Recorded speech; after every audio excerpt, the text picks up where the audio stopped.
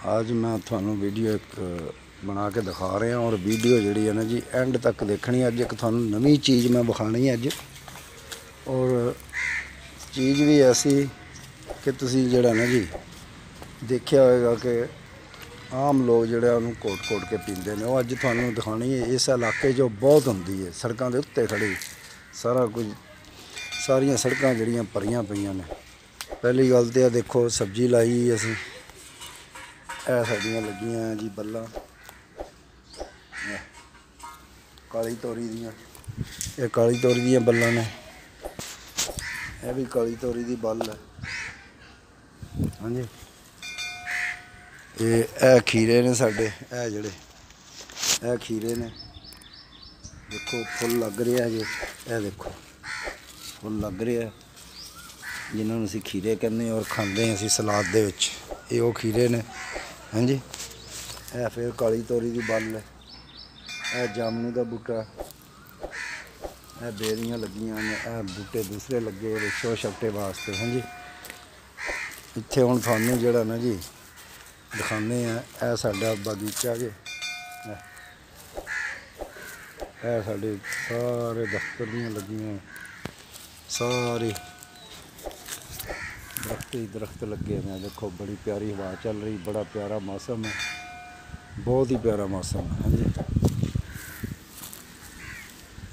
तुसीं जरा ना जी हैरान रह जाओगे जी मैं शायद तुहानू दिखानी है, और तुसीं जरा ना जी और खुश भी होवोगे देख के कि मैं जी शायद तुहानू दिखान लग्या। एक तो शरीन का बूटा, एक है साडी जी यह लगी है साडी कोई तोरी दी भिंडी तोरी और शरीन। हाँ जी,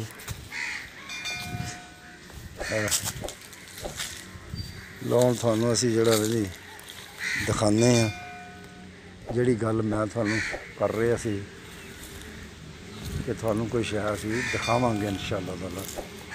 लो जी, ए वो बूटी है जिहड़ी मैं थानू कहंदा सी दिखावांगा। ए बूटी है, इन्हूं गौर नाल वेख लो। ये बूटी वो है जिन्हों भंग कहते हैं, और मलंग पलंग भंग और मलंग इसदा बड़ा जोड़ है। ये पी के जड़ा ना जी मलंग जिहड़े ने ये दरबारां दे उत्ते फिर भंगड़े पाते हैं। हाँ जी, रुढ़ियां पाते हैं इनू पी के। ये जिहड़ी है सुनने च आया कि 24 घंटे जिहड़ा इहदा नशा नहीं लैंदा है बूटी का। इनू भंग कहते हैं। इनू कोई डंगर भी खा ले या बकरा भी खा ले, वो भी जिहड़ा ना जी मलंग बन जाता है। ये बूटी बड़ी डाढ़ी है, इनू कोट कोट के मलंग पींदे ने। देखो ये बाहर बड़ी लगी है, बाहर सड़कों के उत्ते बड़ी लगी है, लेकिन मैं थानू सिर्फ ये वो दिखा रहा एक बूटा जिहड़ा अंदर लग्या साडे इत्थे दफ्तर च। बाहर भी थानू दिखाना थोड़ा जिहा। आओ देखो, आओ देखो, ओ सारी जिहड़ी है ना जी वो भंग ही भंग खड़ी है सारी। ये जिहड़े मलंग ने ना जी मलंग, ये मलंगां दी जान है, जान। ये बूटी मलंगां दी जान है, और बड़े कोट कोट के इहदे च बदाम पा के पता नहीं की पा के इनू पींदे ने, फिर खुश हुंदे ने। हाँ जी, फिर लुड्डियां पांदे ने, धमालां पांदे ने दरबारां ते। ये मलंग जिहड़े है ना जी यही बूटी वो पींदे ने जिन्होंने असीं भंग कहने। भंग भंग और मलंग इन्हां दा बड़ा जोड़ है।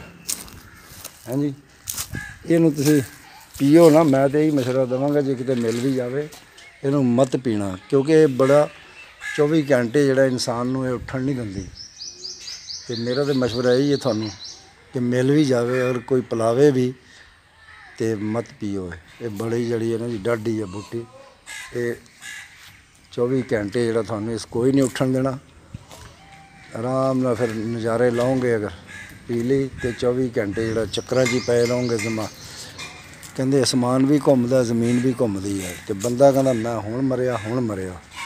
लेकिन ये हुण मरिया वाला काम ना करियो।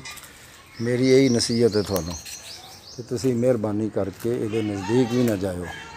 भंग मैं दिखाती है थानू, इस इलाके तो बड़ी है, क्योंकि सड़कों के उत्ते दोनों तरफ खड़ी है। जिन्नी मर्जी इत्थों लै जाओ आके। कोई इहदी रुकावट नहीं वड्ढण दी पट्टण दी। हाँ जी, तो मेहरबानी करियो, लेकिन तुसीं ना ये काम करियो। लो मैं इत्थे हुण अपनी वीडियो ख़त्म करदा। मेरी तरफ तो सारे जिन्ने भी भरा देखण वाले ने इस वीडियो नूं लाइक करो, सबसक्राइब करो और शेयर करो, बैल आइकन को दबाओ। यार मैं वीडियो तुहानू दिखांदियां रहना, तुहानू पसंद आवे ना आवे, सबसक्राइब करो ना करो, ये तुहाडी अपनी मर्जी, मेरा जोर कोई नहीं। लेकिन मैं गाहे गाए आपको वीडियो दिखांदियां रहना। तो मेहरबानी करके अगर वीडियो अच्छी लगे तो इन्हूं लाइक और सबसक्राइब कर दिया करो, कोई जोर नहीं लगता तुहाडा, और कमेंट्स भी कर दिया करो। अल्लाह।